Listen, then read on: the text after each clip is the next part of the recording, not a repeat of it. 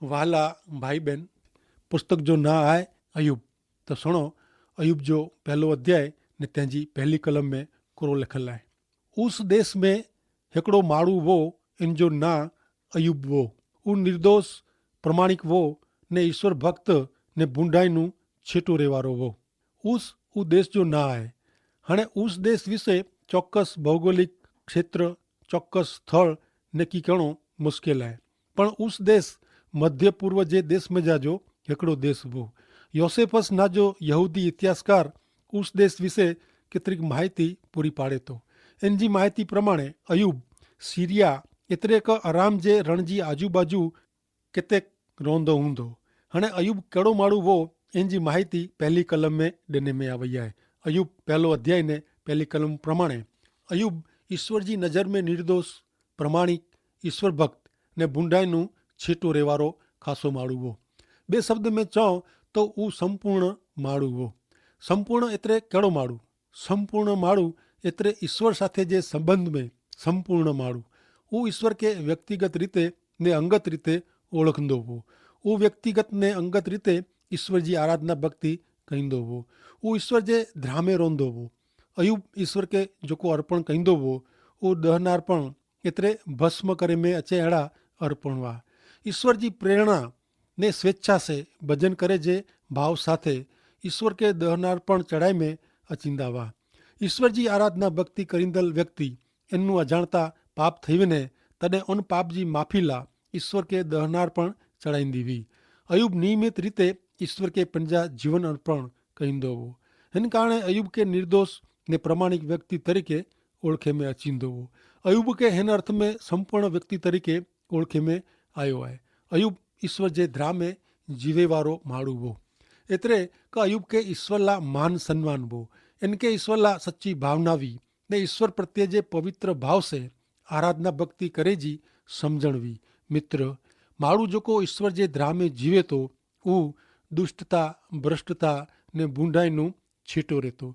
बूंडाई पापનું पर्या रहणु, इन जो अर्थ ईश्वर जे ध्रा में रहणु, ईश्वर जी प्रसन्नता में रहणु। अॼु जे आधुनिक माण्हू के ईश्वर जो द्रा ने ईश्वर जी प्रसन्नता में जीवे जी खास जरूर आहे, जेथी उ ईश्वर के ओळखंदो ने अनुभव करी सघंदो। प्रिय मित्र, हिन ॾाणे हिकिड़ो सवाल पुछे जो मन थिए थो। घणे शुद्धता से ने निखालसता से इन जो जवाब आके पिंड के ईश्वर के ध्यान में रखीने दीजा। जो ईश्वर आंजे जीवन जी ॻाल्हियूं लेखे अथवा चए त आंजे बारे में ईश्वर हिन अयूब जहिड़ा शब्द वापरी सके। कोरो आंजे हृदय में अहिड़ी इच्छा थिए थी क ईश्वर पिंड आला निर्दोष प्रमाणिक ईश्वर जे ध्रा में रहंदल ने बूंडाईનું छेटो रहंदल अहिड़ा ख़ासा शब्द ज़ाहिर कईं। अचो मित्र, हाणे अयूब पहलो अध्याय 2-5 कलम सुणो। इनके 7 छोकरा ने 3 छोकरियूं हुयूं।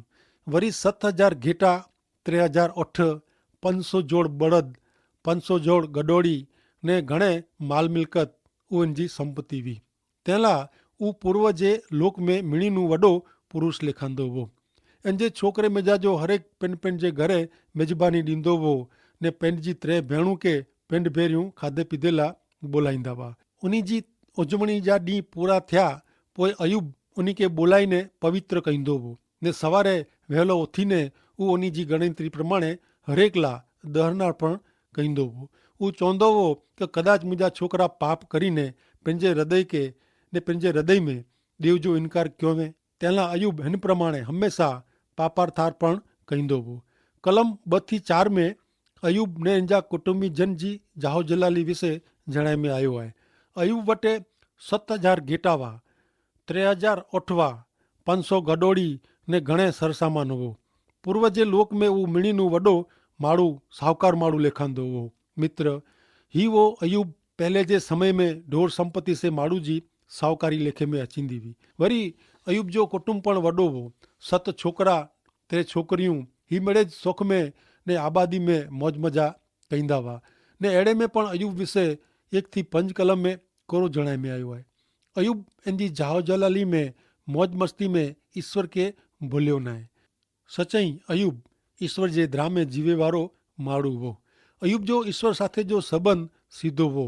तंहिं छतां इन जे हृदय में इन जे कुटुंब जी संभाल रखे जी भावना ने इच्छा न रहो। अने जो कोई संतान पाप में जीवे न ने बोलसे पण पाप करे तो माफी मंगे जी बाकी न रहे तेला ऊ केतरी संभाल रखे तो। केड़ो धन्य पिता, केड़ा आशीर्वादित संतान। मित्र, अयूब पंजे कुटुंब ला एकड़ो मध्यस्थ ने मुख्य नमूनो ने रूप आदर्श पूरो पाड़े तो। बाइबल प्रमाणे अयूबजी ईश्वर साथे सच्चे ने पक्के संबंध में ऊवो अने ज प्रमाणे एना छोकरा पण रहे तेला ऊ छोकरेला दहनार पण चढ़ाईंदो। ई ऊ पंहिंजी जात साथे पंहिंजे छोकरे के पण ईश्वर के स्वार्पित कराईंदो हो। प्रिय मित्र, हिते ज अयूब जे जीवन जो पहलो चतर समाप्त थिए तो। ऊ अमीर छतां ईश्वर परायण व्यक्ति हो। ऊ पंहिंजी जाहो जलाली में ईश्वर के छड़ी ॾिने न। ऊ ईश्वर के भूलियो न पण लगातार ईश्वर के आधीन थियो। अयूब जो पहलो अध्याय 6 कलम सुनो। हिकिड़ो ॾींहुं देवदूत यहोवा वटे हाज़िर थिया ने उन्ही भेरो शैतान पण आयो। मित्र, ही स्वर्ग जो चित्र है जंहिंमें ईश्वर आहे, देवदूत आहे ने शैतान पण आहे। ईश्वर जो देवदूत असंख्य ने घणे आहिनि। ऊ ईश्वर जी सेवा भक्ति ला उत्पन्न करे में आया आहिनि। ईश्वर पिंड दूत जो सर्जन कयो हुयो। ऊ पापनो अलग ऐं देवदूत के अलग अलग जवाबदारी सौंपे में आवई आहे ने हरेक पंहिंजो अहवाल ॾिने ला ईश्वर वटे स्वर्ग में हाज़िर थिए था। पां देवदूत भेरो शैतान के पण अचींदे ॾिसूं था।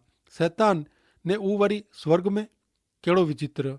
शैतान वरी ईश्वर वटे, सचई ही नवाई लगे अहिड़ो आहे। अचो हाणे पां नेरियूं अयूब जे पहले अध्याय जी 7वीं कलम। ईश्वर शैतान के पुछे कि तू किते वञी आवे? तॾहिं शैतान ईश्वर के जवाब ॾिने कि पृथ्वी ते हेॾा होॾा मीणी जगह ते फिरीने आयो आहियां। नेरियो मित्र, शैतान के पण पंहिंजो अहवाल ॾियणो पए थो। ही नवाई लगे अहिड़ो आहे। सची ॻाल्हि आहे न। कोरो ऐं अहिड़ो मनो था कि शैतान नर्क में रहतो ने हू होॾानू स्वर्ग में आयो आहे। ना, अहिड़ो न आहे। बाइबल प्रमाणे शैतान ला अञा हू नर्क जो मोह खुलो रखे में आयो न आहे। हेवर त शैतान छूटो आहे। हू हेॾा होॾा फिरंदो रहतो।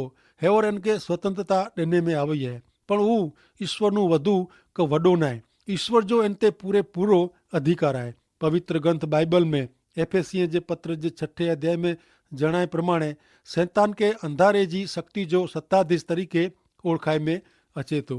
शैतान के अञा ईश्वर नर्क में फुगायो न आहियो। तंहिंला अॼु कोई पण व्यक्ति नर्क में न आहे। प्रभु यीशु ख्रिस्त जे नक्की करेल चौकस टाइम ते नर्क के खुलो रखंदा। ने मित्र, नर्क ता शैतान ने इनजा बूढ़े दूतला तैयार करेलो आहे। पण अॼु शैतान ने इनजा दुष्ट आत्मा स्वरूप में भटकें था। ऊ दूत होते नर्क में नहीं। हकीकत में ता शैतान जो हिन पृथ्वी ते मुझो ने आ जेतिरो हक़ आहे। कदाच इनू पण वधारे वे, पण ओछो तो न ज। शैतान पृथ्वी ते राज हलाए तो। ऊ अॼु नर्क में न आहे। ऊ पृथ्वी ते ऊपर नीचे, पूरब पश्चिम, उत्तर दक्षिण फिरिया करे तो। बाइबल ता शैतान के ने हिन पृथ्वी जो सत्ताधारी तरीके जणाए तो। ऊ हिन पृथ्वी जा वायुमंडल जो अधिकारी आहे। तंहिंला ऊ हेवर साव छूटो आहे। पवित्र ग्रंथ बाइबल में संत पीतर मार्फते पाके शैतान विषय चेतवणी ॾिने में आवई आहे। सुनो, पहलो पीतर तंहिंजो 5वां अध्याय ने 8वीं कलम में कोरो चवनि था, जागता रहो, सावध रहो। आंजो दुश्मन शैतान शिकार जी सोध में सिंह वारे जी गर्जी ने जेको मिले इनके फाड़ी खाधेला सोधे तो। मित्र, अयूब जे पुस्तक जे पहले अध्याय में पण पाके शैतान विषय सावध करे में अचनि था ने ऊ पण शिकार जी शोध में ने जेको मिले इनके ऊ फाड़ी खाधेला तैयार आहे। मित्र, अॼु पृथ्वी ते शैतान पंहिंजो कम चालू रखे हैं। अहिड़ो आंखे नथो लॻे। ईश्वर सर्वोपरि ने सर्वशक्तिमान आहे, पण अमुक चौकस टाइम ला ईश्वर शैतान के छूटो छॾियो हुयो। ने मित्र, हिन पृथ्वी ते हक़ धराए थो। ऊ पंहिंजी स्वतंत्रता जो उपयोग करीने लोक के ईश्वरनू ने वास्तविक जीवननू परिया ढसड़ी वञे थो। प्रिय मित्र, शैतान मथे ऐं मात्र हिकिड़ी ज रीते जीत मेळवी सघो था ने इन लाइ आंखे मुक्तिदाता प्रभु यीशु ख्रिस्त जे पवित्र रक्त जी ज़रूर आहे। मित्र, अॼु पण यीशु ख्रिस्त जो रक्त आला तैयार आहे ने प्रभु यीशु ख्रिस्त जो रक्त आंखे सलामत रखे थो। अचो मित्र, हाणे पां अॻियां नेरियूं अयूब जे पहले अध्याय जी 8 थी 2 कलम सुणो। तॾहिं ईश्वर शैतान के पुछे कि कोरो तू मुझे सेवक अयूब के नज़र में रखे है? पृथ्वी ते इन जड़ो निर्दोष प्रमाणिक ईश्वर भक्त ने दुष्टता से ने बूंढाई से पर्या रोंदल बियो कोई माड़ू न है। तदे शैतान यहोवा के जवाब देने कि कोरो अयूब कारण वगर ईश्वर जी भक्ति करे तो कोरो तू इन जे घर जो ने उन मीणी जो चारे बाजू रक्षण कहिए न तो तू इनके इन जे कम धंधे में आशीर्वाद देने है जेथी देश में इनकी संपत्ति घणे वधी वही है। 8મી कलम प्रमाणे ईश्वर अयूब विषे खासो अहेवाल दिए था। शैतान अयूब मथे आरोप रखेला मंगदो हो पण ईश्वर ते पहला अयूब विषे खासो चेता। ईश्वर बयार अयूब विषे जाणाई था कि पृथ्वी ते इन जड़ो निर्दोष ने प्रमाणिक ईश्वर भक्त ने बूंढाई छेटो रोंदल बियो कोई माड़ू आए न। पण शैतान अयूब मथे आरोप रखीने एतरे खोटी बदवेजी ने इनके नीचो पाड़ेला ने फसायेला मंगदो वो। नेरो 10મી कलम में कोरचेता मित्र अयूब श्रीमंत वो तेला ईश्वर जो भजन कहींदो वो एड़ो न वो कारण अज्ञा पा वो नेरी सकबो का वो खाली हथे सड़ेल ने छटवारे शरीर से पण ईश्वर जो भजन करे तो। मित्र ईश्वर उनीते विश्वास करींदल जो रक्षण कहिए था ने पवित्र ग्रंथ बाइबल में जणाय प्रमाणे ईश्वर पुत्र यीशु जो पवित्र रक्त पाते छंडवायो तेला शैतान जी कुयुक्ति पाके किए करी सके ती ना। ईश्वर ज्यां सुधी शैतान के रजा न दे त्या सुधी पांजे शरीर के छेबी सके न तो। अचो मित्र हाणे अयूब तेजो पहलो अध्याय ने 11 ने 12 कलम सुनो। पण तो जो हथ लम्बो करीने इंजी मेड़े वस्तु वाना के छब एतरे के इनके डोख दे मेड़े छिनी गन एतरे ऊ सामे इनकार कहींदो ने तोजो नकार कहींदो। ईश्वर शैतान के ज्यो क नेर इन जो मेड़े तोजे हथ में आए ने आऊं ही तोके सौंपियां तो पण इन जे शरीर ते तोजो हथ विझजे न। ते पोइ शैतान यहोवा जी हाजरी में जा हलियो वियो। सोयनो मित्र 11મી कलम में कुरो लिखी में आयो है शैतान माड़ू जो वास्तविक दुश्मन है। शैतान माड़ू के धिक्कारे तो पण ऊ खुली रीते पासा में दुश्मना वट पाके धिक्कारे तो ऊ प्रगट करे न तो। बारानू ता ऊ पाके घणे प्रेम करे तो पण ऊ पांजो सच्चो शत्रु है दुश्मन है। ने अयूब ईश्वर के प्रेम करे तो ईश्वर जो द्रा रखे तो ऊ शैतान के गमे न तो। अयूब जो जीवन बची वियो है ने अयूब के शैतान कीअं करी सके थी आए न। तेला ऊ अयूब ज ईश्वर वटे वांक कढे तो आरोप ने बद वजे तो। मित्र ईश्वर अयूब जी कसोटी करे एड़ो शैतान इच्छे तो पण ईश्वर अयूब जो हृदय जाणदा वा। मित्र शैतान ईश्वर जी परवानगी वगर ईश्वर जे बाळक के छेबी पण सके न तो। नका ईश्वर वटे वने जी शैतान के कीअं जरूर न है। 11મી कलम में शैतान ईश्वर के चेतो कि तोजे हथ लम्बो करीने इनके नुकसान कर एतरे ऊ तोजो इनकार कहींदो। पण मित्र प्रभु उन्हीं जे बाळक के कोई पण कारणसर शिक्षा का सजा कहिए न था।